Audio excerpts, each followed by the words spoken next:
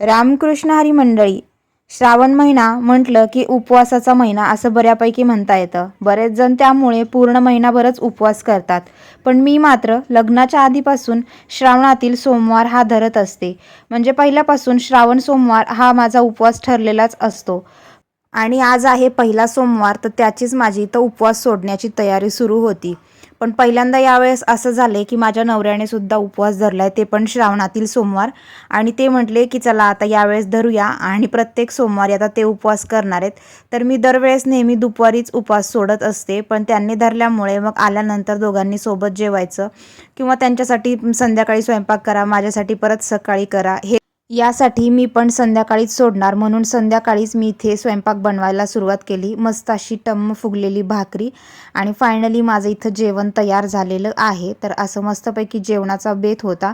मस्त जेवण केलं आणि त्यानंतर थोडंसं रिलॅक्स होण्यासाठी आम्ही छान असा एक रील बनवला. तर भेटूया पुढच्या ब्लॉगमध्ये. बाय.